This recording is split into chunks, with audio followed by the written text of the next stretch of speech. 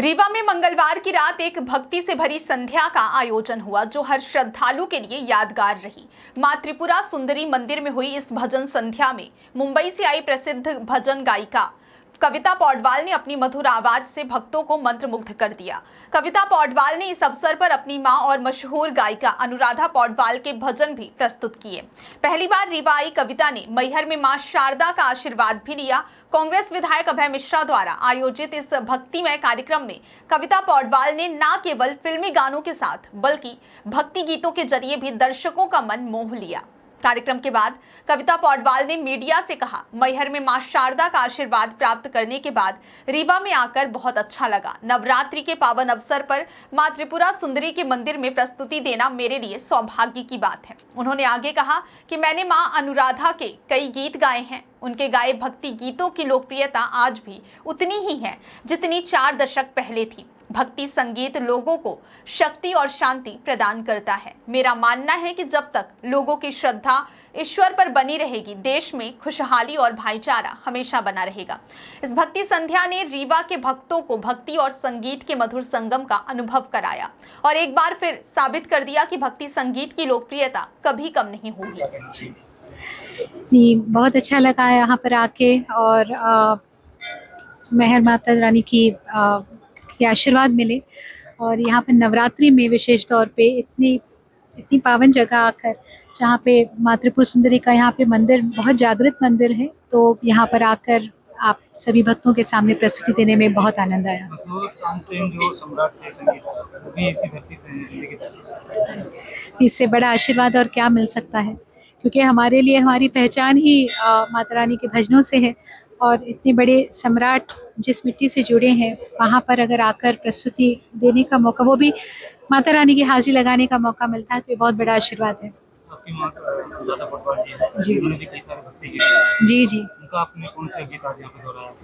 उनके काफ़ी गीत मैंने गाए। देखिए, वो मेरे लिए क्या, वो शायद पूरे भारत में जितने सिंगर्स हैं जो भक्ति गीत गाते हैं या इवन जो नॉर्मल जो गाने गाते हैं, उनके लिए वो एक गुरु समान है और मेरी भी गुरु हैं। तो उनके काफ़ी गाने जो पॉपुलर हैं, माता की भेंटें, शिव भजन, मन मेरा मंदिर, काफ़ी गाने यहाँ पे गाए और लोग आज भी पसंद करते हैं। 30-40 साल पुराने गाने हैं, लेकिन आज भी लोग साथ में गाते हैं। लोग, छोटे छोटे बच्चे भी गाते हैं, क्योंकि उन्होंने भी कभी ना कभी इन गानों को सुना हुआ है। आपके द्वारा गाया गया कोई भक्ति गीत? हाँ जी, आज के कार्यक्रम में भी कई गीत जो मैंने गाए हुए हैं, जो मेरे अपने एल्बम्स हैं, उसमें से भी काफ़ी गीत गाए। देखिए, ये कृपा है कि कुछ नाम, कुछ लोग माता रानी की भक्ति से जुड़ जाते हैं, तो मैं अपने आप को बहुत ज़्यादा खुशनसीब समझती हूँ कि हमारे पूरे परिवार को वैष्णो माँ की भक्ति से जोड़ा गया है। कोई एक गीत गुनगुना दें जो काफी लोकप्रिय रहा हुआ। भावना की ज्योत को जगा के देखिए, बोलती है मूर्ति बुला के देखिए, 100 बार चाहे आजमा के देखिए, बोलती है मूर्ति बुला के देखिए। ये गाना लोगों ने काफी पसंद किया था जब रिकॉर्ड हुआ था। भक्ति गीत लुप्त होते जा रहे हैं, मुझे तो नहीं लगता। आज भी ईश्वर की कृपा से हर नवरात्रि में बड़े प्यार और सम्मान से बहुत बड़ी तादाद में लोग बुलाते हैं हमें हाजिरी लगाने के लिए, और लोग उतने ही प्यार से, उतने ही बड़ी तादाद में सुनते हैं। तो मुझे लगता है जब तक भारत है तब तक भक्ति गीत कहीं नहीं जाएगा। देश के लोगों को क्या संदेश दें? देश के लोगों को मैं क्या संदेश दूं कि हमारा देश है ही ईश्वर की कृपा की वजह से। जब तक लोगों की श्रद्धा ईश्वर में बनी रहेगी, उन पर कोई आंच नहीं आएगी, ये मेरा अपना विश्वास है। युवाओं को क्या संदेश है जो अभी सिंगर, युवाओं को कि सिंगर्स को? नए सिंगर्स को मैं क्या बोलूं, बहुत अच्छा गा रहे हैं आजकल। जितने रियलिटी शोज आप देखते हैं जिसमें ये छोटे उस्ताद और लिटिल सुपरस्टार्स इतना कमाल का गाते हैं, ऐसे लगता है कि पूर्व जन्म की इनकी तैयारी है और आके बस आप स्टेज पे गा रहे हैं।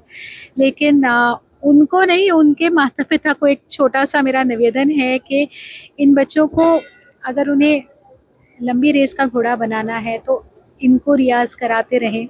और जो टेलीविज़न की चकाचौंध है, हाँ बिल्कुल, मतलब आना चाहिए उन्हें लोगों के सामने, लेकिन आराम-आराम से, धीरे-धीरे, ताकि बचपन में एक कहते हैं ना बर्नआउट हो जाए, वैसे नहीं होना चाहिए।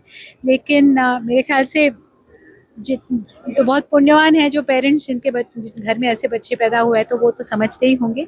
और बाकी ये बच्चे खुद बहुत समझदार हैं, तो उन्हें कुछ बताने की आवश्यकता रीवा में नहीं है। पहली बार आप आए। जी, जी, जी। कैसा लगा आपको रीवा में? बहुत बहुत ही अच्छा। जबलपुर में कई कार्यक्रम हुए हैं, अयोध्या में तो हुए ही हैं, लेकिन यहाँ पे रीवा में आने का पहला मौका, जैसे भैया ने बताया कि तानसेन जी की ये नगरी है, तो बस इस मिट्टी से आशीर्वाद चाहूँगी और सभी श्रोताओं से आशीर्वाद चाहूँगी।